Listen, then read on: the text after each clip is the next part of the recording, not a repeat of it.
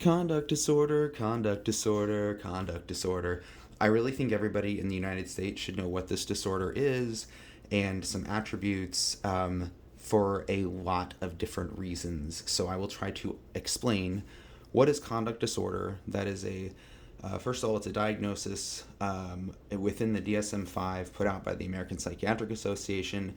Everything contained in this is true, and it's also accurate to the DSM-5 standards, but I have taken my own liberties to make it easier to understand while still being accurate. Conduct disorder it's in this umbrella of different disorders in the DSM called disruptive impulse control and conduct disorders. So conduct disorder hangs out in the same mobile or umbrella as intermittent explosive disorder, kleptomania, pyromania, oppositional defiant disorder.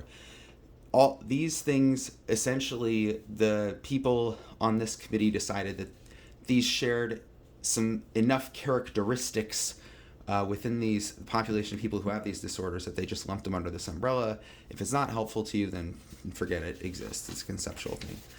All right, so definition, you have to, if a kid has conduct disorder, that means that they have a repetitive and persistent pattern of behavior. So that means it has to be a pattern, as in they've done it over and over, and then persistency, which is that it's repeated over time. It's not just like they've had it for a short point in their life, like a spring that was particularly bad. And during that, the pattern of behavior is that in which the basic rights of others are violated, or major age-appropriate societal norms or rules are violated. Now, I think it's easier for the general population to understand this if we just eliminate that last part. So, repetitive and persistent pattern of behavior in which basic rights of others are violated. But to be accurate, the DSM writes this, and I will explain why I tend to think it's good to ignore that in a moment. All right, so you got to have this stuff, and then you got to have any three. If like you went to the store and they said, pick your 3 conduct disorder criteria, any 3 from these categories I'm about to show. All those different, pick it from any of those categories. Okay, so I call my first Jordan brain category violence. So a child could have any 3 of these, or they could mix and match with these other areas, and as long as they have 3 plus the persistent and repeated pattern of behavior in which the basic rights of others are violated, they're going to have conduct disorder. So under this category of violence, what that can look like in a child with conduct disorder from the DSM includes initiating physical fights, being physically cruel to people and animals, has used a weapon that can cause harm, destruction of property, has forced someone into sexual activity, has set fires with an intent to cause damage, or bullies, threatens, or intimidates others. So this one, to me, I do not consider clinically violent in that when I think about violence, I separate actual physical damage or harm to another from bullying or threatening, but one could imagine, or one could see why it might fit in my category of violence. So this is one of the categories that the kid could have 3 from, or share, or have none of these criteria and still meet it. The second category I think I call running away. So this is what all of these things are what the DSM calls serious violation of rules, and that doesn't really fit for me.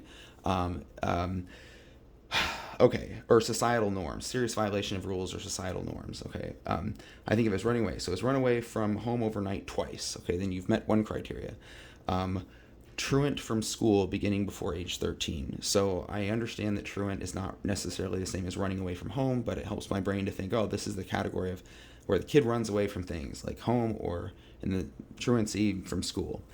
Has run away once for a lengthy period of time. So has run away from home overnight twice, or they've run away from home day or night for a lengthy period of time, whatever the clinician decides what that means.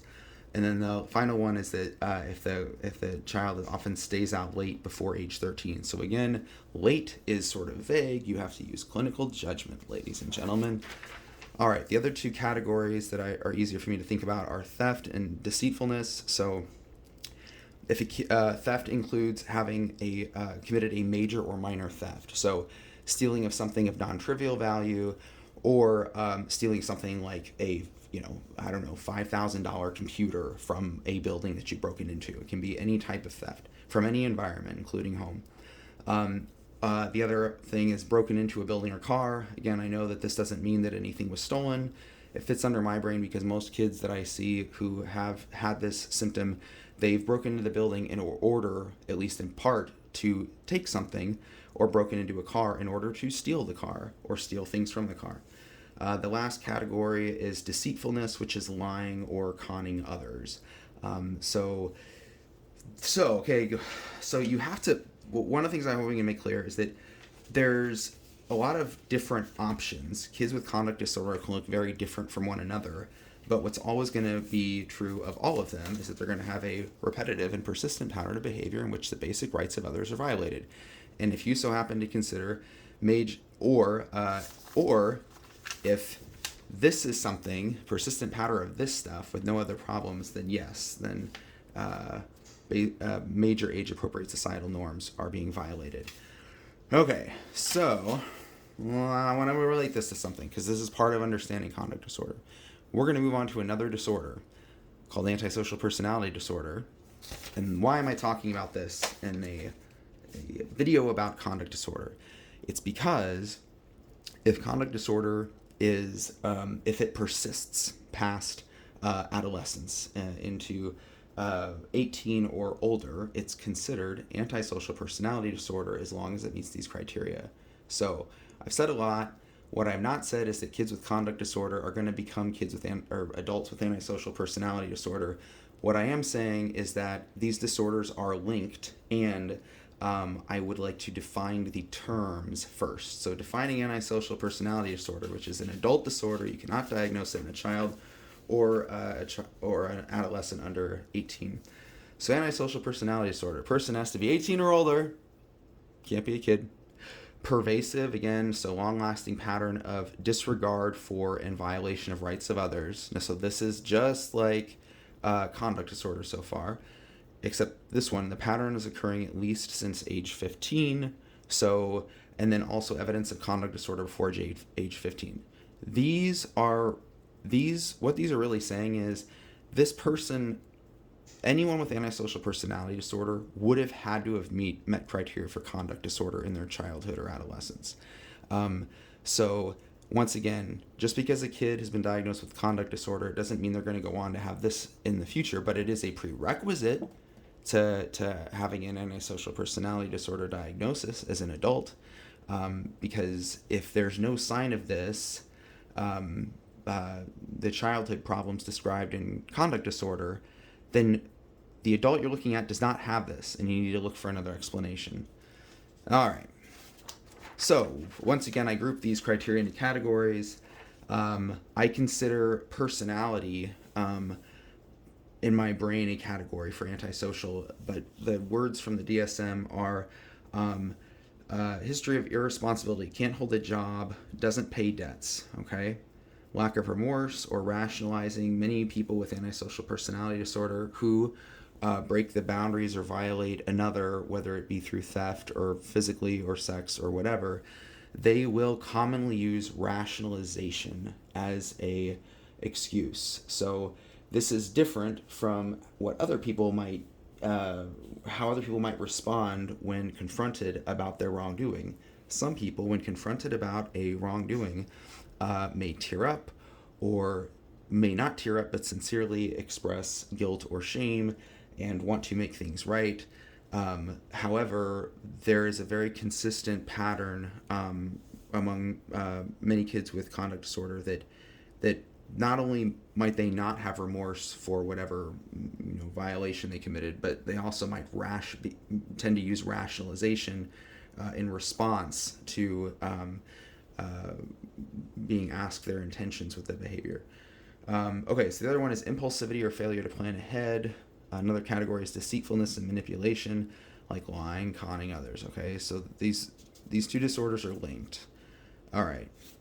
The other category I think of with antisocial personality disorder is that they could allow them to meet criteria is if they have a history of repeated physical fights or assaults, or have displayed a reckless disregard for safety of others or self. So that could be drunk driving, for example, or something that is equally dangerous but maybe not involve substances, would be an example. All right, so here's what we're going to do, because I said a lot of stuff and it's hard to keep up with. So we're going to check your understanding. So here's the quiz questions. If a teenager robs a bank, does that mean they have conduct disorder? Okay, because it's teenager, number one, so any teenager could meet criteria. They robbed a bank, so they have stolen something, so we know that. Does that mean they have conduct disorder? Well, it's also, too, robbing a bank is pretty dramatic. That's not like stealing gum from the Quickie Mart. It's taking money from a bank. No, that does not mean they meet criteria for conduct disorder. All we know is that they robbed a bank. So you can't, it's really bad to get ahead of yourself. And when you hear something dramatic, assume that this person has a certain diagnosis. So no. 2, if a child has killed 2 family pets and set fire to the house, does this mean they have conduct disorder? Because that's also very dramatic, yes? But no, we don't know enough yet to know if they have conduct disorder. And then what if a kid has threatened violence toward another kid, forced a younger kid into sexual activity, and set fire to a house? Could that child then meet criteria? Well, they could, but they don't yet. We have to know more information. Even if the kid has done very dramatic things that are very disturbing, it doesn't mean they have conduct disorder, because you have to find out if it's a repetitive, consistent pattern, and so on. So the whole point of this slide is to make it very clear that you don't know enough, even if you hear dramatic shit, okay? So the important points of partially why I'm talking about all this include: just because someone has traits of conduct disorder or antisocial personality disorder does not mean they have the disorder. Okay, and this is really important to society at large to know that. Not every kid with conduct disorder will go on to have antisocial personality disorder. That is very important, and it causes a lot of unnecessary suffering among parents who might have a child who's been diagnosed with conduct disorder. That it does not mean that your kid is going to have antisocial personality disorder, but hopefully the education is helpful in what else it means.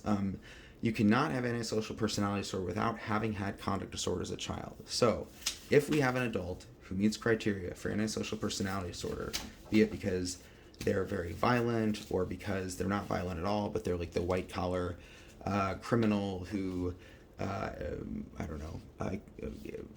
extorts people or embezzles money or that sort of thing, they could still have antisocial personality disorder and not be violent, but they'd have to have met criteria for conduct disorder as a kid. Okay, so this is this intro thing to conduct disorder, and one of the implications is that it could, but doesn't mean it's going to turn into this thing called antisocial personality disorder.